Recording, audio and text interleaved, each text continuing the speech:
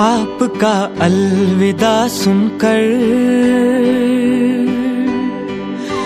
आपका अलविदा सुनकर आज थम गई है वसुंधरा। अलविदा कहने से पहले हमसे पूछते जरा। आपका अलविदा सुनकर आज थम गई है वसुंधरा। अलविदा कहने से पहले हमसे पूछते जरा। जिनको कहा ही जाता है ब्रज के मोहन, और ड्रामा प्लान अनुसार जैसा हम सब जानते हैं, ब्रज भूमि माना मथुरा भूमि।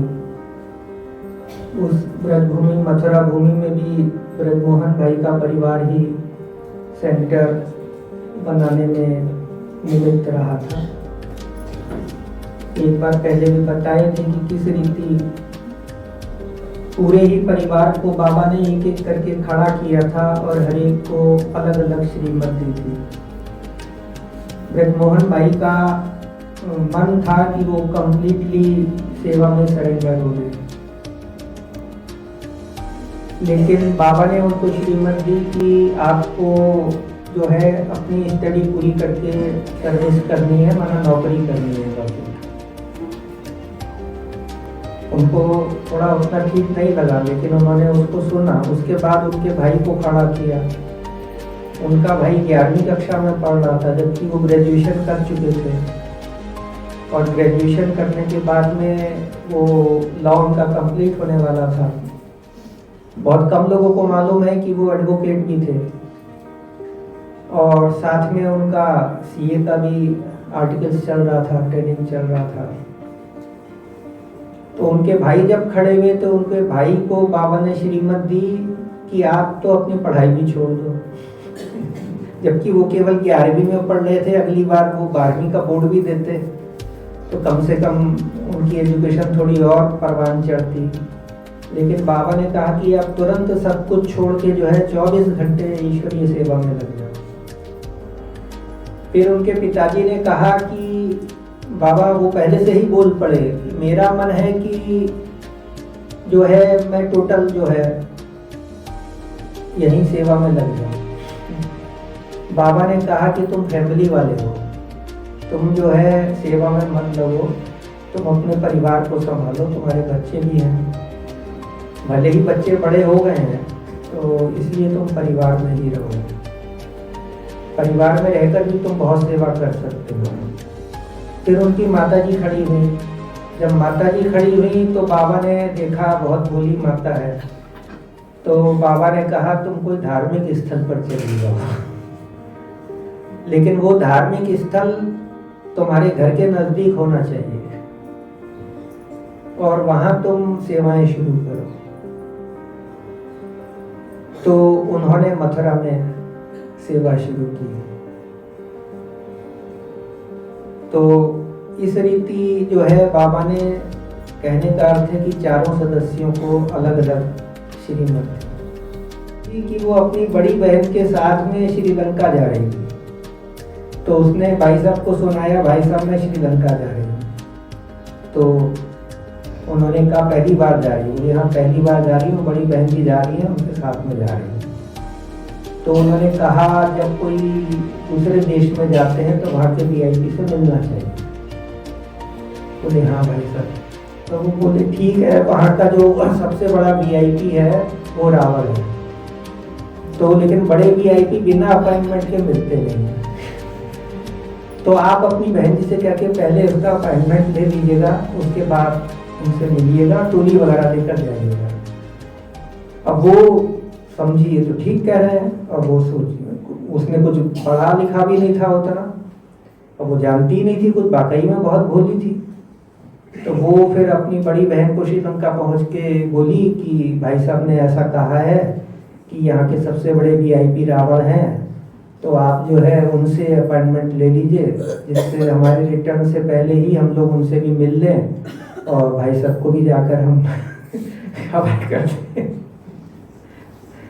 तो वो इस प्रकार की बातें करते रहते थे। अब वो पॉलिटिकल विंग के जो थे वो चेयरपर्सन थे। पॉलिटिकल विंग की सेवाएं धीरे धीरे बढ़ रही थी। तो एक बार वो अचानक से वहाँ आबू में जब पहुँचे, दादी से मिलने गए, दादी के सामने कुछ लोग बैठे थे, वो तो सब चले गए उठ के, उषा बहन बैठी भी रह गई थी। तो उनके मन में संकल्प आया कि हेडक्वार्टर में इस विंग का एक कोऑर्डिनेटर होना चाहिए। तो उन्होंने दादी से कहा, दादी जी आप मुझे एक बहन दो अच्छी, जो कि हेडक्वार्टर में पॉलिटिकल विंग के कामों को संभाल सके। तो उन्होंने कहा तो ले लो किसी बहन को। तो मैंने कहा सारी बहनें तो माना कोई ना कोई का बनी हुई हैं, तो किसको हम ले लें। तो दादी जी सामने बैठी थी, उषा बहन उस समय उतनी बड़ी नहीं थी, तो बोली ये सामने बैठी है इसी को ले लो। तो वो घबरा गई। उषा बहन बोली मैं कैसे करूँगी, सो मुझे तो पॉलिटिक्स की कोई समझ ही नहीं है और मैं तो कुछ जानती नहीं हूँ। तो ये ब्रजमोहन भाई बोले बस वैसा ही आदमी हमको चाहिए जो बिल्कुल पॉलिटिक्स में नहीं हो, जिसको पॉलिटिक्स की समझ नहीं हो, वैसा ही आदमी हमको चाहिए वास्तव में। तो इसलिए आप बिल्कुल फिट हो, आप ही इस काम को अच्छे से बखूबी इंतजाम दे सकेंगे। तो बहुत से उनके जीवन में इस प्रकार की बातें रहीं जो हमको ये सिखाती हैं कि व्यक्ति जो है अंदर से बहुत गंभीर भी रह सकता है और बहुत रमणीक भी रह सकता है और बहुत कर्तव्यनिष्ठ भी रह सकता है, और माना बहुत बड़े बड़े कार्यों को संपादित करते हुए वो बहुत हल्का रह सकता है और दूसरों को हल्का कर सकती थी। एक बार वो ट्रेनिंग करा के आई, ट्रेनिंग करा के आके देख रहे हैं भाई साहब कि वो ऑफिस का काम छोड़ के काफ़ी देर तक टेलीफोन पे लगी हुई है। उन्होंने मालूम किया भाई क्या हो रहा है। तो मालूम चला कि ये ट्रेनिंग करा के आई हैं और वहाँ से लोग दूसरे जगहों पर गए हैं, वहाँ से कुछ फ़ोन आ रहा है, उसको ये एंटरटेन कर रही हैं, उसमें उनका टाइम जा रहा है। तो भाई साहब उनको बोले बहन जी थोड़ा ये बताइए कि आप तो जो लोग ट्रेनिंग करके गए हैं, जिनको आपने कराई है, उनका कनेक्शन आप बाबा से तोड़ रही हैं और अपने से जोड़ रही हैं, और जहाँ वो गई हैं वहाँ से भी तोड़ रही हैं तो ये आपका सेवा का कौन सा तौर तरीका है। कोई थोड़ा ही बोला उन्होंने, थोड़ा नहीं, वो समझ गई जो उनको करेक्शन करना था वो उन्होंने उस चीज़ का करेक्शन कर दिया। तो इतने गहरे हमारे भाई साहब थे, इतना गहरा उनका पुरुषार्थ था और उतनी गहरी उनकी सेवाएं थीं। और प्यूरिटी को 32 साल उन्होंने चलाया। अटैचमेंट हो जाता है, किसी ने उनको कहा नहीं था कि आप प्यूरिटी को बंद कर दीजिए। हमारी ज्ञानामृत भी कुछ महीने के लिए बंद हुई थी, और भी मैगजीन्स थी कुछ समय के लिए उस समय बंद हुई थी, ओम शांति मीडिया थी, लेकिन उन्होंने तय कर लिया और उन्होंने कह दिया कि समय आ चुका है, अब समेटने का समय है, ये समेटने का समय है। इसलिए जिस प्यूरिटी को उन्होंने एस्टेब्लिश किया था, जिस प्यूरिटी को एस्टेब्लिश करने के लिए उन्होंने अपनी जॉब छोड़ी थी,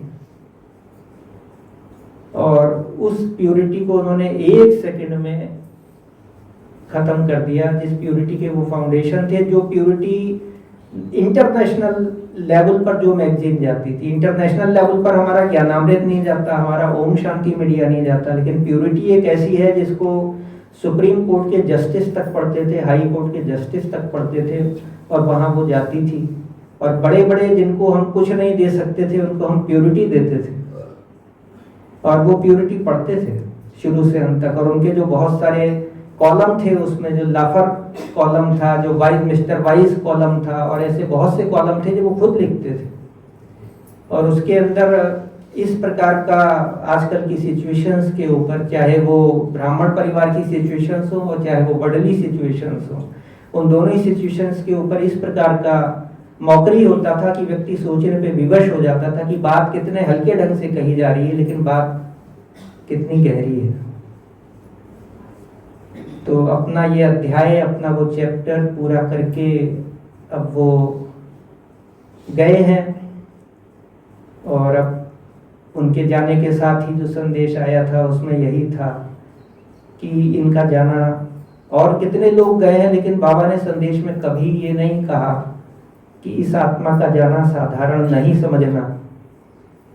लेकिन ब्रजमोहन भाई जब गए तो ये कहा गया कि उनके जाने को साधारण नहीं समझा जाए, और बच्चे का जाना माना जय जयकार का समय आने का शुरू हो गया। और जब जय जयकार का शुरू हो गया तो फिर हम सब समझ सकते हैं कि जय जयकार और हाहाकार दोनों ही तो साथ साथ होनी है। इसीलिए संदेश भी बहुत स्पष्ट आए। और अभी तो आप जो है दूसरा शरीर लेके एडवांस पार्टी में जा चुके हैं, और नई दुनिया की फाउंडेशन में जो बाबा ने कहा पिलर का रोल लेकर। तो यहाँ भी जब दादी प्रकाश वाणी आई थी और ये हॉल नहीं बना था, तो फिर उस समय लौकिक फादर, ब्रिजमोहन भाई और भी भाई और बहनें, दादी मोहिनी दीदी, ये सब आई थी यहाँ पर। और उनका आना, मिलना, बोलना, देखना, रहना साथ में बहुत प्रेरणादायी था। और हास्यास्पद भी, बहुत हंसी करते थे, कहते थे जैसा राशन वैसा भाषण। तो ऐसे ही एक बार एक बहन बता रही थी कि वो कपड़े की गठरी लिए हुए तेजी से जा रहे थे कमरे की ओर। तो बोला कहाँ जा रहे हैं भाई जी? तो बोला क्या करूं, कोई तो है नहीं, एक ही तो है, वो मेरी युगल, वो भी निराकार है। तो सब कुछ मुझे ही करना पड़ता है, सब कुछ मुझे ही करना पड़ता है। तो बहुत कैसे बाबा से बहुत दिल प्यार से, अपनेपन से उसका साथ कैसे रखते और साथ का अनुभव कराते थे और सभी को भी। तो ऐसे ही एक बार कुछ बहनें अपने कुछ समस्याएं, बातें लेकर के भाई जी के पास गई मिलने। तो भाई जी ने कहा कि एक सप्ताह बाद आना, एक सप्ताह की मुरली सुन के फिर आना। तो आनंद भाई बोलते वो तो फिर कभी आई ही नहीं, क्यों? एक सप्ताह की मुरली में ही उनको उनका समाधान, उत्तर मिल गया। तो बड़े कैसे सिखाते हैं, कैसे आगे बढ़ाते हैं। ठहर गई है सांसें यूं सुनकर आपका जाना, रुक जाते हमारी खातिर अगर हमको अपना माना। हाँ, ठहर गई है सांसें यूं सुनकर आपका जाना, रुक जाते हमारे खातिर अगर हमको अपना माना। हाँ, ठहर गई है सांसें यूं सुनकर आपका जाना, रुक जाते हमारे खातिर अगर हमको अपना माना। सदा निभाते हमसे स्नेह की परंपरा, ओ सदा निभाते हमसे स्नेह की परंपरा। अलविदा कहने से पहले हमसे पूछते जरा, अलविदा कहने से पहले हमसे पूछते जरा।